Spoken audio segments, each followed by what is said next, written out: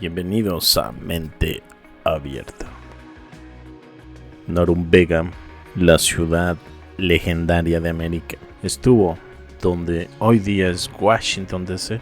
Por siglos, los mapas del mundo mostraron una misteriosa ciudad llamada Norumbega, una metrópolis supuestamente situada en algún punto del noreste de América del Norte, con casas adornadas con columnas de oro y habitantes que llevaban perlas como si fueran monedas corrientes. Para la historia oficial, Norumbega no es más que un mito, una exageración de los primeros exploradores europeos. Sin embargo, múltiples testimonios, mapas antiguos y relatos detallados abren una pregunta inquietante. ¿Podría Norumbega haber sido una ciudad real cuya ubicación fue borrada, reinterpretada o reemplazada en los registros históricos? Y entre las teorías más audaces, una destaca con fuerza. Norumbega pudo haber estado en el área que hoy ocupa Washington DC. Primeras referencias, exploradores, cartógrafos, la ubicación claramente en Norteamérica. 1524, Giovanni da Verrazzano menciona una tierra llamada Orambega. 1529 aparece por primera vez en un mapa en la región de Nueva Inglaterra. 1542, King Alphonse describe Norumbega como una ciudad de comercio de pieles, habitantes altos y hermosos que adoraban al sol y cuyos idiomas sonaban como latín, ubicada en el gran río lleno de isla. Según Alphonse, el río tenía más de 40 leguas de ancho en su desembocadura. Eso equivale a 80 kilómetros. Ningún río en Maine cumple con eso, pero la bahía de Chesapeake, sí. David Ingram, el testigo clave que nadie quiere reconocer. En 1568, el marino inglés David Ingram afirmó haber recorrido Norteamérica desde México hasta Nueva Escocia a pie. Aseguró haber visitado Norumbega y describió reyes transportados en sillas de plata y cristal, columnas arquitectónicas decoradas con metales preciosos, perlas tan comunes como las piedras, calles más anchas que las de Londres. Su relato se publicó en 1583, pero no sobrevive ninguna copia de esa edición. Desaparición accidental o conveniente. Un gran detalle incómodo. El viaje de Ingram fue tomado como verdadero por la corona inglesa tras un interrogatorio oficial, pero más tarde su historia fue retirada de ediciones posteriores. La duda se oficializó. Mapas que no mienten. Ocurre aquí lo más revelador. Cuando observamos mapas del siglo XVI-XVII, Norumbega aparece ubicada entre Virginia y Nueva Inglaterra, siempre cerca de un gran río navegable, en territorios que luego se convirtieron en Filadelfia, Baltimore, Washington DC. Incluso el famoso cartógrafo Abraham Ortelius la incluyó en su atlas de 1570. Si fue un invento, ¿por qué los mejores cartógrafos del mundo la creyeron durante 250 años? Si existió, ¿qué sucedió con Norumbega?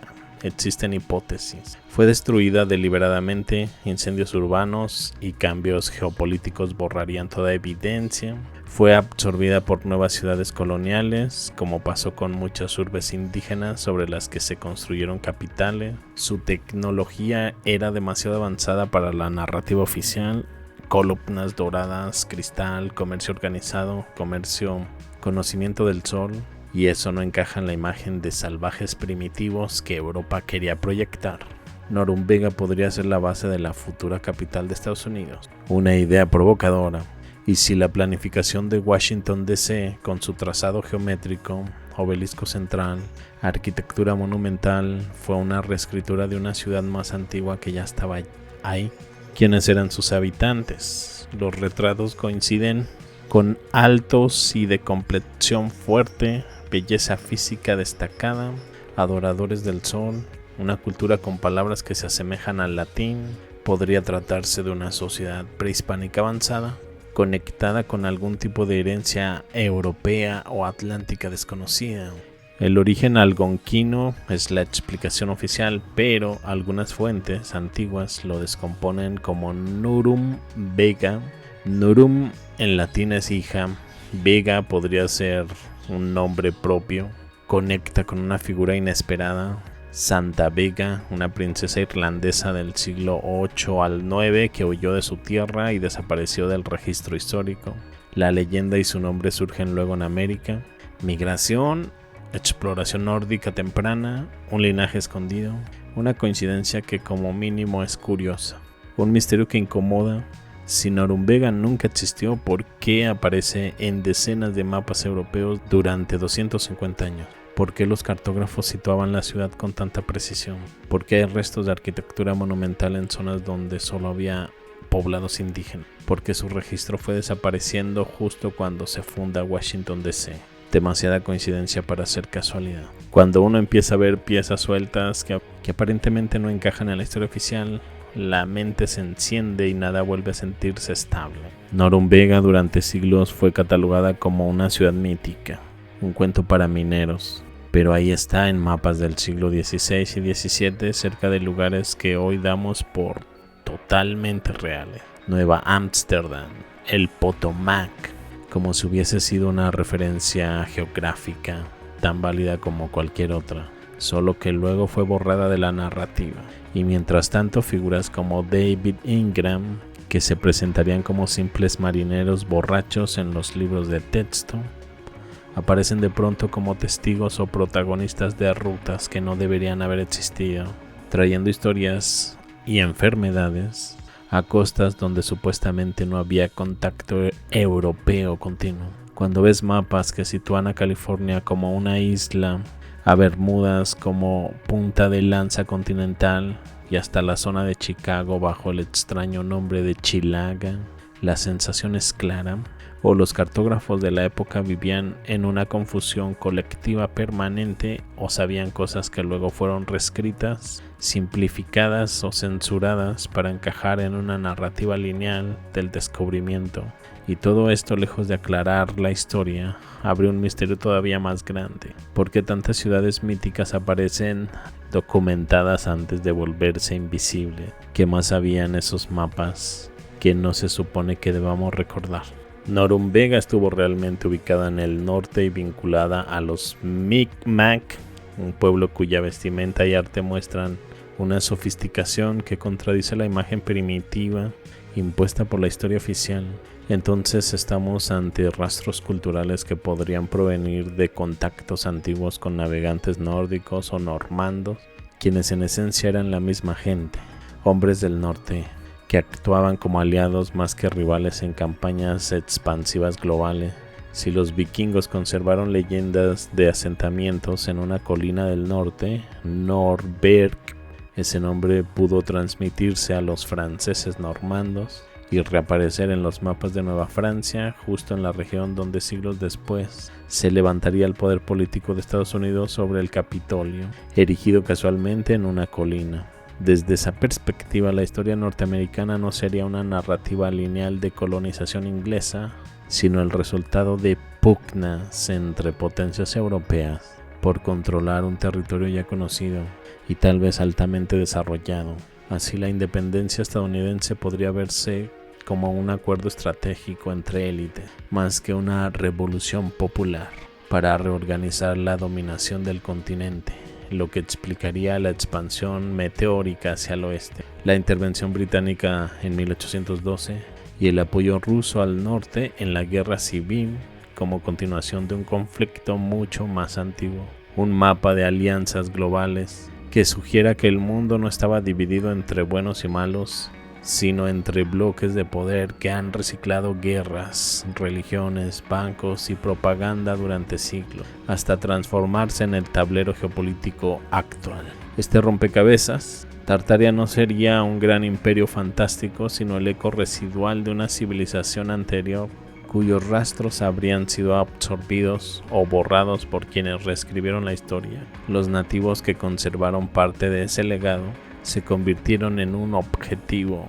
no porque tuvieran poco, sino porque tenían demasiado. Este tipo de conexiones no prueba nada de manera definitiva, pero tampoco puede ser ignorado.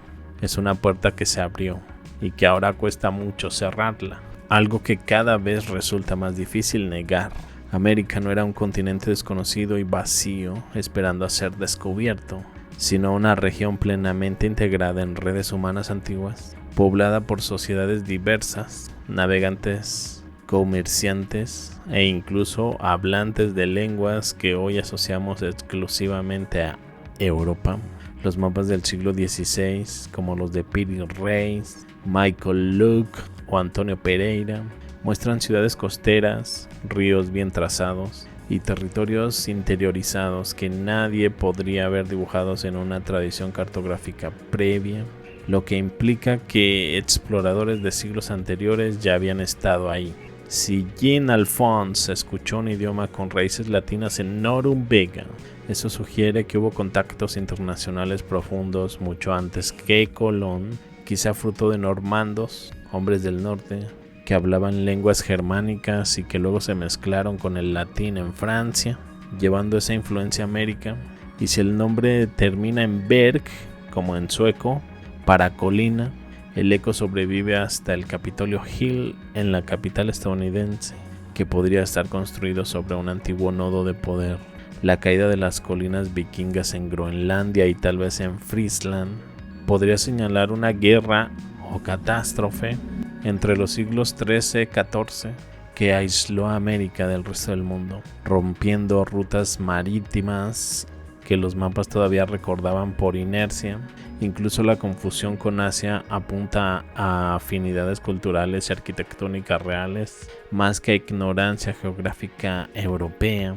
En suma, cada pista erosiona la idea del nuevo mundo y refuerza que América fue parte del mismo escenario global que Eurasia, con pueblos que viajaban e intercambiaban ideas. Lo que cambió no fue su importancia, sino quién escribió la versión final de la historia. Si los británicos ya antes de la Revolución Americana debatían públicamente sobre quién era el conquistador de América, es porque incluso ellos reconocían una historia previa, una en la que figuras como Amherst actuaron como generales en un territorio ya disputado, que como descubridores en tierras vírgenes, y la guerra biológica mediante viruela podría haber sido la verdadera conquista que borró civilizaciones enteras, de las que hoy solo quedan rastros lingüísticos, toponímicos y arquitectónicos invisibilizados.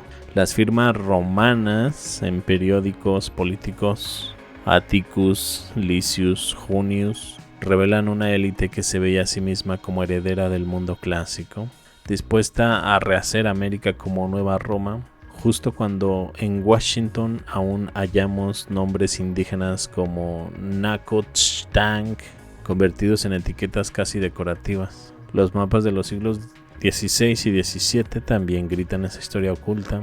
Peter Reis dibuja ciudades en la costa atlántica del norte en 1513. Antonio Pereira y Michael Luke muestran territorios explorados internamente pero misteriosamente sin grandes lagos, y la presencia de lugares como Norumbega, cuyo nombre parece derivar no de una fantasía cartográfica sino de una raíz nórdica, Naerom Reich, Onmi Reich, que se supone sospechosamente con América. Sugiere que normandos y vikingos no solo llegaron, sino que dejaron entidades políticas reconocibles. Todo esto encaja con la desaparición de Groenlandia nórdica y la caída de Friesland, dos territorios que no se desvanecen de todos los mapas por casualidad, y con la hipótesis de un corte tecnológico o bélico que aisló a América del resto del mundo. Y si ciudades como San Juan o San John en Nuevo Brunswick ofrecen arquitectura viejo mundo, construcciones monumentales y fuertes estelares, ¿cómo no cuestionar las narrativas de asentamiento tardío y pobre? Es como si las élites posteriores, bancos, monarquías, hubieran heredado un continente lleno de infraestructuras previas, apropiándose, mientras reescribían quién las puso ahí. Tal vez el mayor misterio no sea dónde estaba Norumbega, sino quién decidió que debía desaparecer del recuerdo, junto con toda la historia que la vincula, lingüística, urbana y política, con un mundo antiguo global que nos siguen negando a conocer. La hipótesis de que Norumbega no fuese solo una región mítica, sino una enorme macro ciudad previa, con centros hoy llamados Washington, Baltimore, Filadelfia, New York, Boston, Quebec, Montreal toca de lleno una corriente revisionista que observa la arquitectura monumental de estas urbes y se pregunta por qué, si supuestamente fueron asentamientos coloniales humildes de madera y barro, aparecen ya en el siglo XIX con capitolios, bancos, aduanas, museos y estaciones ferroviarias de un estilo clásico de bellas artes que incluso hoy parece desmesurado para su contexto histórico. Esa disonancia, sumada a relatos como el de Norumbega, adornada con torres de plata y vidrio, mapas con ciudades formales donde la historia solo admite tribus nómadas, fuertes estelares inexplicables y las coincidencias de incendios, guerras y reconstrucciones milagrosas. Moscú y Washington en 1812-1814, San Francisco 1906, Chicago 1871, alimenta la idea de que pudo existir una civilización avanzada previa, tartárica, cuyos restos fueron reapropiados y rebautizados por las potencias posteriores. Bajo esta mirada, el trazado geométrico de Elephant en Washington sería menos un diseño original que una replanificación sobre estructuras ya existentes, y las narrativas de origen, encuestas, actas, héroes fundadores funcionarían como una plantilla documental para legitimar la toma, aunque la historia académica atribuye estos contrastes a esfuerzos masivos de industrialización y modernización impulsados por jóvenes repúblicas deseosas de exhibir poder. La pregunta sigue abierta. ¿Por qué tantas capitales nuevas nacen como estética de un imperio antiguo? ¿Por qué tantos planos de territorios supuestamente vírgenes muestran ciudades adelantadas a su tiempo? ¿Por qué tantas obras colosales no tienen registros fotográficos o de construcción acordes a su magnitud? Y sobre todo, si Norumbega fue una ciudad legendaria, ¿por qué su leyenda encaja tan bien con la realidad material que aún pisan millones de personas cada día en la costa este de Norteamérica? Cuando observamos con lupa las llamadas guerras de independencia del siglo XIX y los procesos fundacionales de los estados modernos, pareciera que la narrativa oficial simplifica demasiado un escenario mucho más complejo, donde ejércitos con uniformes casi idénticos se enfrentan, representando supuestamente al opresor y al oprimido, pero siempre con un resultado que favorecía a quienes luego escribirían los libros de historia. En ese contexto, el mapa que muestra la presencia británica mundial y el hecho de que ese imperio invadió prácticamente todo el planeta, menos 22 países, nos obliga a reconsiderar quién controlaba realmente los acontecimientos, sobre todo cuando entendemos que muchas conquistas no se hicieron por ejércitos regulares, sino por compañías como la de las Indias Orientales, que actuaban como estados privados. Al mismo tiempo, cuando analizamos detalles como la construcción de edificios monumentales en Estados Unidos, la Casa Blanca, el Capitolio o la Corte Suprema, con acabados lujosos y técnicas arquitectónicas avanzadas para una nación recién nacida, o descubrimos contradicciones en la historia del idioma, donde el alemán, hablado por una enorme parte de la población estadounidense, supuestamente quedó a un voto de ser la lengua oficial.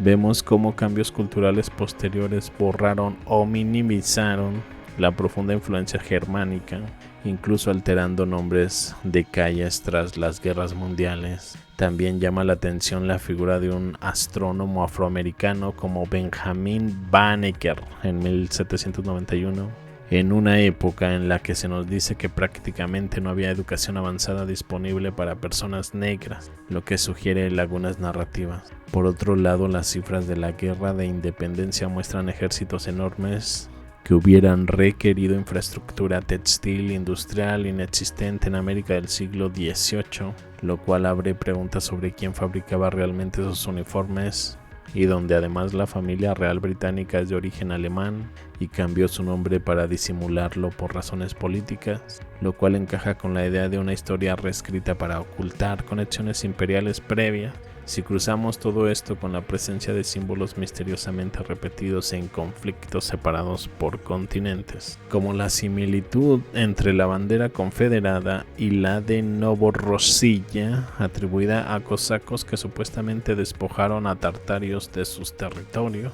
aunque eso se contradice con otras fuentes que sitúan a los cosacos ligados a la misma horda que Occidente llama Tartaria, y con la participación poco divulgada de eslovenos, croatas y serbios en la guerra civil, o el hecho de que la bandera serbia haya ondeado en la Casa Blanca en 1918 como símbolo de una fraternidad luego olvidada, lo que empieza a emerger es una enorme imagen donde los grandes imperios europeos, particularmente los de raíces germánicas y euroasiáticas, podrían haber estado entrelazados de formas eliminadas de la historia oficial. Así, al juntar estas piezas dispersas, aparece la sospecha de que muchas guerras internas no fueron tanto luchas por libertad nacional, sino reconstrucciones de un mismo poder global fragmentado, donde los descendientes de una élite imperial anterior se enfrentaron entre sí mientras se ocultaba el verdadero origen y continuidad de ese dominio. Así, cuando miramos hacia nombres casi borrados como Norumbega, aquel misterioso reino o ciudad perdida que aparecía en mapas antiguos del norte de América, surge una pregunta incómoda: ¿cuánta historia hemos heredado y cuánta nos han contado? Norumbega fue descrita por exploradores europeos como un gran asentamiento con riqueza, arquitectura y sofisticación, pero luego simplemente desapareció de la narrativa oficial. Tal vez lo que llamamos leyenda es solo la verdad que aún no estamos preparados para aceptar. Quizás bajo nuestros pies, en las ciudades que creemos jóvenes, reposan los vestigios de algo mucho más antiguo y avanzado. Tal vez hubo civilizaciones conectadas globalmente antes de lo que dicta la cronología académica. Tal vez no descubrimos América, sino que olvidamos América. Por eso, más que respuestas, invito a la actitud de dudar, investigar y observar con nuevos ojos, porque la historia oculta no está lejos ni enterrada en un pasado inaccesible. Está aquí mismo, esperando que alguien se atreva a verla. Me despido de ustedes y los veo más adelante con más información. Hasta luego.